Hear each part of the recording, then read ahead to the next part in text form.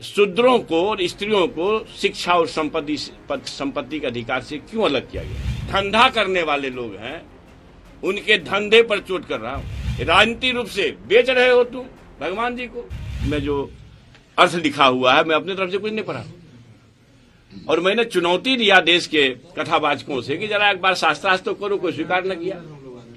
पटना आने वाले थे कौन साहब, तो आए नहीं। मेरा ये मानना है कि सबरी के जूठे बेर खाने वाले और अहिल्या के तारनहार प्रभु श्री राम जी का मैं भक्त हूं। कोई संकोच में मत रहिए। और जो परोसे जा रहे हैं ये बहुत दुखद है।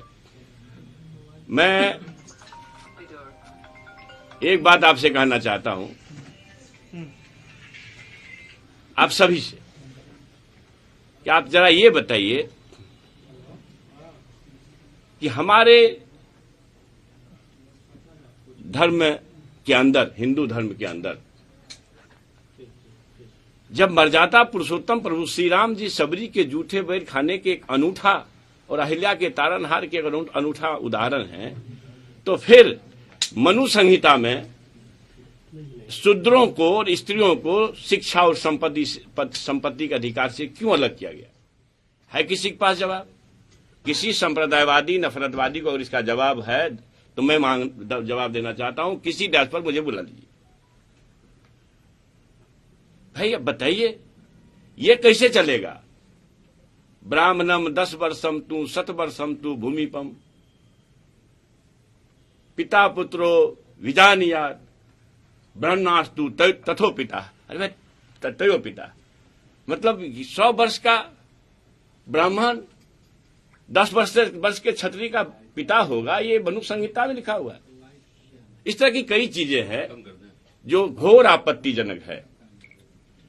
मैं इस बात से बहुत बेहद खुश हूं और आत्म गौरव से भरा पड़ा हूं कि अगर ईश्वर परमात्मा प्रभु खुदा किसी जाति के दास होते तो मनुवाद द्वारा बनाए गए अत्यंत ही शूद्र अस्पृश्य, जिसको ठेठ भाषा में छूट कहते हैं, कुल में पैदा होने वाले इस दुनिया के सदी के ज्ञान के प्रतीक बाबा साहब अम्बेडकर नहीं होते।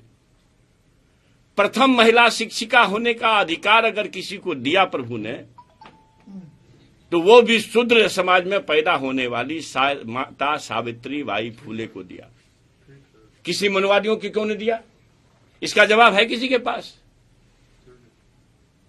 प्रभु का, ईश्वर का, परमात्मा का व्यवसाय जो करने वाले लोग हैं, धंधा करने वाले लोग हैं, उनके धंधे पर चोट कर रहा हूं। राजनीतिक रूप से बेच रहे हो तुम भगवान जी को।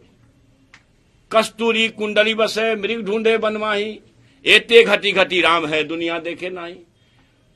भाई जब हम में तुम में खरे खम में भगवान जी व्याप्त हैं, तो मंदिरों को तिजारत का स्थल क्यों बनाते हो? धंधा का स्थल क्यों बनाते हो? आज तो शंकराचार्य का आ रहा है बयान, क्यों लगा रहा है? एक से एक महात्मा का बयान आ रहा है कि भाई ये ठीक नहीं कर रहे हैं देश के चौकीदार।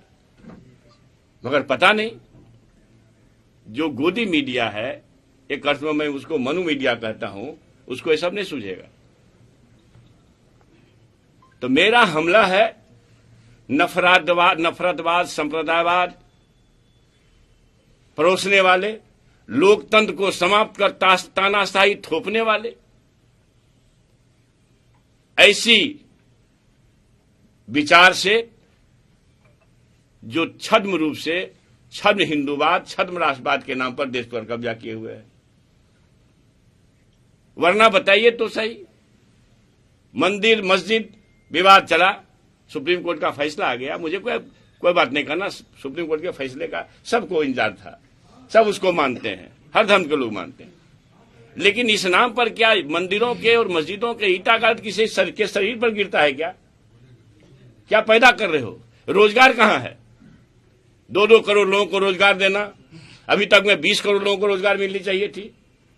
किसानों की आय को 2022 तक दुगुनी करनी थी, लागत दुगुनी हो गई, मगर आमदनी दुगुनी कहां गई? अब ये बताइए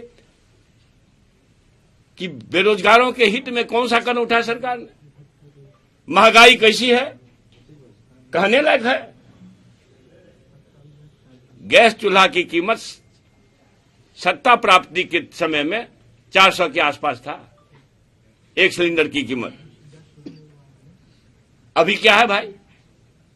घटाए हो 200 रुपया तो भी 1000 के ऊपर है, और पता नहीं चुनाव के बाद कहां तक जाएगा। तो पूरी तरह से फतेह बहादुर सिंह जी ने अपनी बात नहीं कही। फतेह बहादुर सिंह जी ने माता सावित्रीबाई फुले के उक्ति को कोट किया, और उन्होंने कोट किया, आपको पता है कि मंदिर के रास्ते मानसिक गुलामी की ओर जाते हैं और स्कूल विद्यालय के रास्ते जीवन में प्रकाश की ओर ले जाता है।